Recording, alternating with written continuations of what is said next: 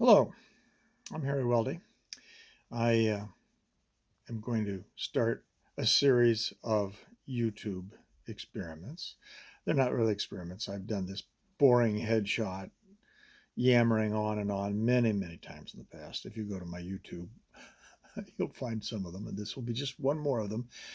Except I think I may have my finger on something that I've been attempting to do since 1992.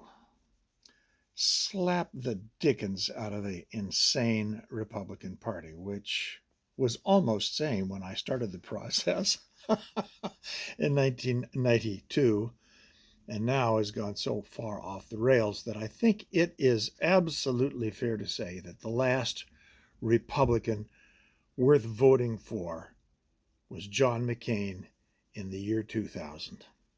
Now, that has not stopped me from running for Congress 3 times. I didn't really run. I filed. One time I spent $10,000 against the $1 million that a fellow named Pete Stauber, who is our current congressman, spent.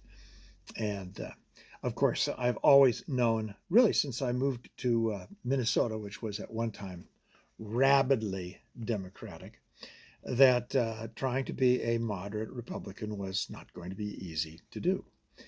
But this time, I think I have what it takes to not just defeat Pete Stauber, but to find a path for all Americans who cannot stand the politics we currently have to change America very quickly. And that's mostly going to involve reforming the Republican Party. For as much as the Republicans love to call Democrats ultra liberal wackos, it's the ultra idiot wacko in the Republicans talking. Democrats are what Will Rogers called them back in the Depression. They ain't no organized party. They're the Democrats. That was what he was. He didn't belong to any organized political party. He was a Democrat. Um, and I wish I could laugh about the Republican Party that way. But with Donald Trump being the heart and soul, if there is such a thing as a soul in Donald Trump, it's only a very nervous laughing sort of a thing. There are several strategies that people have attempted to straighten out America. Probably the best example is one that I was not very enamored of, and that is ranked choice. The only problem with that is it's complicated, it takes time, and it seems so unusual that most people find it to be a threat. And the Republicans have good reason to find it a threat because in the few places where it has been put into place, big cities where there is a liberal population, it takes time and it does weed out crazy people. And as the Republican Party has gotten crazier and crazier, I see that as a possibility. But there is no place where Republicans are in control now that will ever adopt ranked choice voting. So it's an interesting idea for some future date, but not right now. Uh, what I have to offer is something that makes it tough for people to sign in money, let alone spend it, donate it. And that's an improbability, the improbability that Harry Welty, 73-year-old, many time candidate, the newspaper has often called me a perennial candidate here in Duluth, although I'm more reliable than the newspaper, which is almost extinct at this point in Duluth. I have improbability on my side, but sometimes improbabilities work out. And I have been thinking for a number of years that people are so fed up that I could get myself elected to Congress. The critical thing, of course, is can I do something? Well, I think if I become an odd person on in the Congress, that I won't accomplish a lot, but I might because I know something about how the Congress works. More importantly, I could blaze a trail, and maybe even over the course of my campaign, if I continue to pursue it for the next year, other people will get the same idea, and I will not be alone. around the country is in the places that this is possible.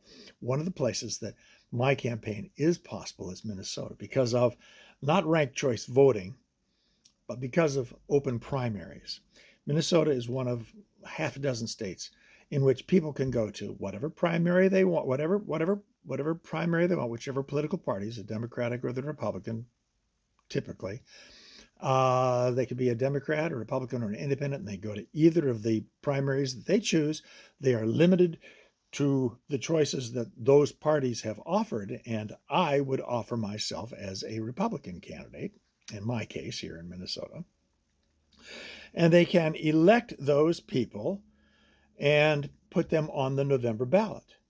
Now, if I managed to win a Republican primary, and I could only do it if a lot of independents, a lot of college students who are fed up with politics the way they are, come out there and put me on the ballot, then the wacko Republicans, the people who love Donald Trump, are going to be forced with a terrible choice. They're going to have to choose somebody like me who is a proud liberal, an unapologetic liberal Republican, or they'll have to stay home, or they're going to have to vote for everything else, and they're going to have to put up with the possibility that a Democrat will win, or that I will win, and I will be a terrible Republican that I've always admitted that I was since I joined the Republican Party in 1972 when Richard Nixon was running, and called myself a bad Republican because there was no way I was going to vote for that tricky dick.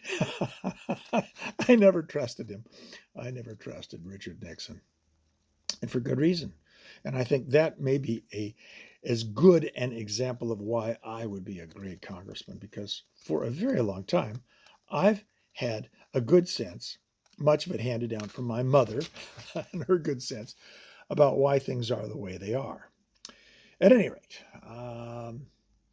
so I intend to be an improbable success.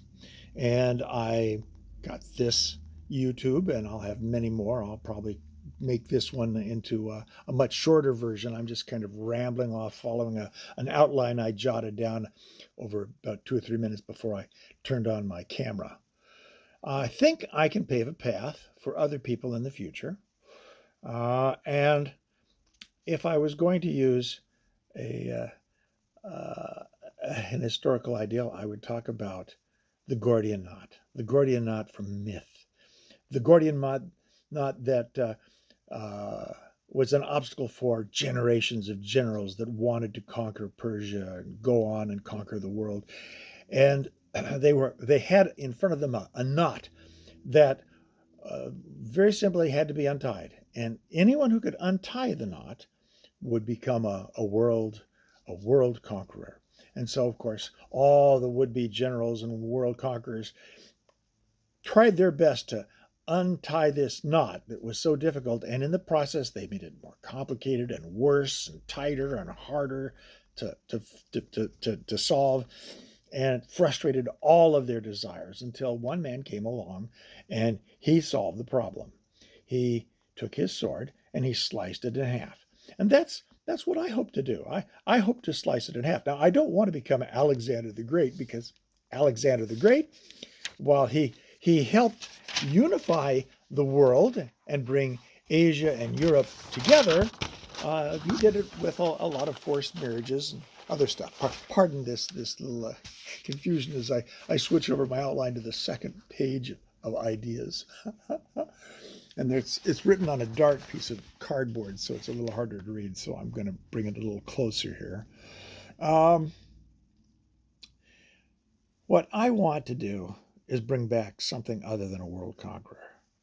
I want to bring back Abraham Lincoln, a man who you will find a lot of evidence of if you look me up on the internet. My blog, which is called lincolndemocrat.com, or an old website I have. I'm constantly referring to Abraham Lincoln. And Abraham Lincoln brought something very different to the table at a time when there was more division than we have now. He brought honesty, courage, humanity, subtle thinking, nuance, and he achieved something that almost seems impossible now. He kept America united. I'm afraid that with his death by murder, we lost the possibility for a kind of reunification that might have served us very well. Instead, what we got was a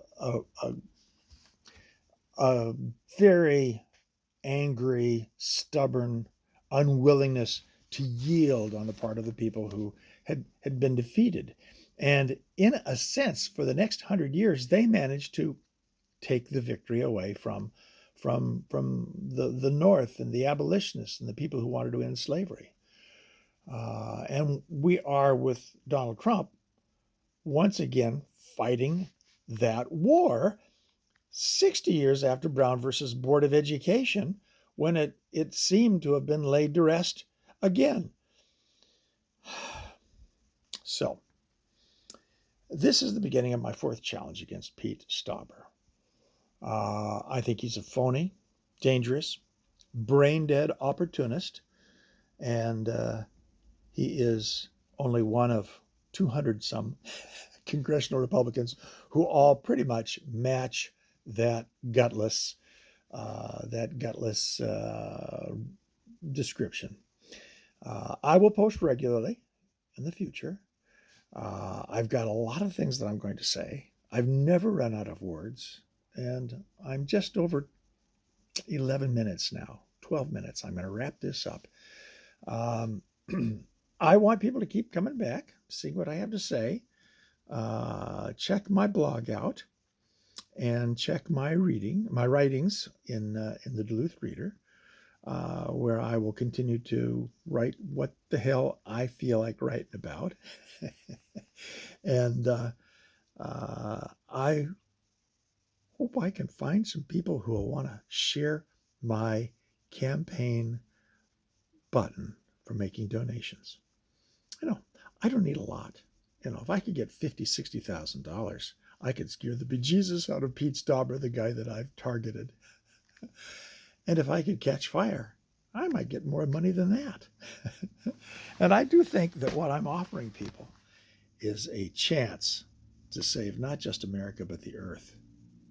Because I haven't mentioned it here, but the real serious thing is my grandchildren, they're going to live in a nuclear waste that will be created from plastics and heat without the explosion of any nuclear weapons. A world in which 70% of the large animals have died, cannot live except in zoos, and we will never be able to bring back the biospheres that they lived in, so that they will always remain in zoos for the rest of eternity. And I guess for human beings, that might be 5,000-10,000 years if we can last that long. Certainly, we will evolve out of our current dilemmas into new dilemmas, because the sun's not going to roast Earth for another billion years. We'll see if our android descendants or robots can last that long. But I just want to get us through the next century and start bringing the temperature of the Earth back down to normal and saving America, which once was a beacon. I want us to be a beacon again. Stay tuned.